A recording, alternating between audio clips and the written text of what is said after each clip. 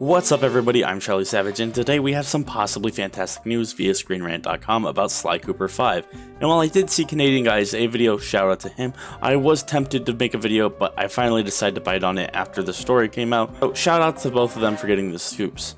But yes, according to Nick Baker, Sly Cooper 5 is in development. If you're wondering who Nick Baker is an alleged leaker, I guess that's the term you would use. He's an industry insider in reality, and some notable things that he's recently got correct: Ghost of Tsushima's director's cut and the name of the island, which is Ikishima, as well as getting the PlayStation Plus games correct in advance, which would definitely be really difficult to do, and obviously working in the industry makes a lot more sense if you just hear these things. But do I doubt that this game is in development? I really do. I'm very pessimistic. However, it's clear to see that Sony sees Sly Cooper as a very profitable venture and has a lot of potential, especially given the movie that was supposed to be made and the cartoon series that was cancelled. But according to Nick Baker, he doesn't know who's making the game, but it certainly isn't Sucker Punch Studios. This isn't surprising, as the 2013 release Thieves in Times was developed by Sanzaru Games and published by Sony. Since then, Sanzaru was acquired by Facebook, with the head of the studio saying publicly on Kinda Funny Games that he wanted to continue working on the series. However, following that statement, Sanzaru Games was actually purchased by Facebook, which really squandered hopes, and there's little to suggest that Sony and Facebook are collaborating. Sony Worldwide Studios are clearly more than capable of making such a game as a new Sly Cooper game. However, the main question still persists. If there is a new Sly Cooper game, who the heck is making this game? So here are some studios I see as some possible contenders.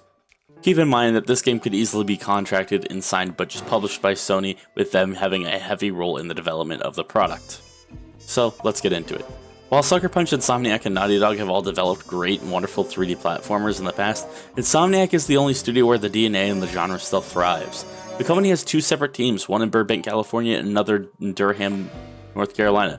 I think they're the most obvious pick of who I want, who I trust. However, there's no way they're not going to make a new Ratchet & Clank game. Could they fit it in? Certainly, if they wanted to take a break, but I kind of doubt it. In fact, this year they just released Ratchet & Clank Rift Apart, which was an incredible experience, and it's one of the best playing and best looking games on Sony's new PlayStation 5. And hell, Sly Cooper and his band both made an appearance in the game. However, if there's another team working on it, they could have gotten the assets forward to them, but they're also talented enough to do it themselves, so that really doesn't mean too much. It's also worth mentioning that Jack from Jak and Daxter was also featured in the game. But that doesn't really mean that there's a new Jak game in development, sadly. Another studio that could work on it is Sumo Digital. Even though they have a potential purchase with Tencent, they did make Sackboy's Adventure, and they are another studio who could be developing the title as they did in the past with XDev, which is Sony's external development studios in Europe, who aided in the creation of Detroit Become Human and several other titles. Now, an unlikely pick, but is kind of my dark horse of who I really want, would be Pixel Opus, who made Concrete Genie and Entwined. They could be working on something bigger, as their next game is in collaboration with Sony Pictures Animation. If the movie is possibly coming back, or even the cancelled show, this could certainly make a lot of sense to pair it with a new game, a la Ratchet & Clank 2016. We don't know what London Studios is working on, but Sly Cooper seems doubtful given their track record. Similarly enough, England-based studio Media Molecule is still hard at work on Dreams. However, their ongoing nature of the project leads me to believe that there's a possibility that they could possibly want to create a second team to make different games. This is entirely baseless, but I understand that people may not want to work on the same games the whole time but still love where they work. It's also worth noting that Naughty Dog at one point also had two teams, and so has Insomniac, as they still do.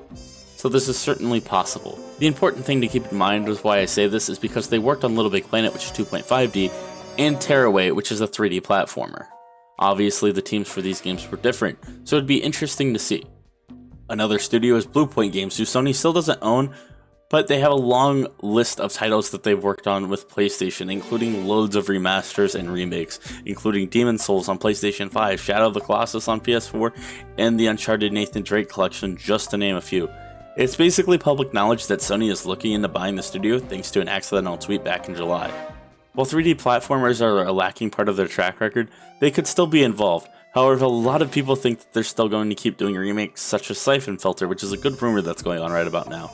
But who really knows? It could be a Castlevania game for all I know with the stuff they're tweeting out. Another studio that Sony's recently acquired is Nix's, who they mostly pretty much just acquired for PC ports, but with the new Sly Cooper anniversary on the horizon next year, an anniversary collection or even porting Sly over to PC is entirely possible, but is pretty doubtful nonetheless. Last but not least is Team Asobi, the folks who developed the wonderful Astro's Playroom, as it seems super unlikely that they're making it, but I had to mention that because they're amazing at 3D platformers. Seriously, everyone should go play Astro's Playroom, especially when you get a PS5. It comes pre-installed in every console, and honestly, it's one of the most fun and enjoyable experiences I've had in quite a long time.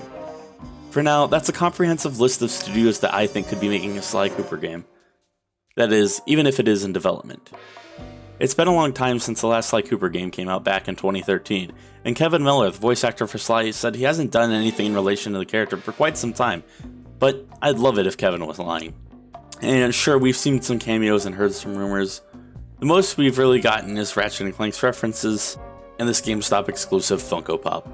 But I hope we can all see that raccoon return to the screens that we fell in love with him just one more time. Thank you guys so much for watching. I hope you guys enjoyed. If you did, hit that like, hit that subscribe. Tell me what you think about a possible Sly Cooper 5. Tell me in the comments below. Do you doubt it? Are you a full believer? I want to hear what you think. Who do you think's making it? Tell me down there. Anyways, thank you guys so much. I'll see you guys later. Peace.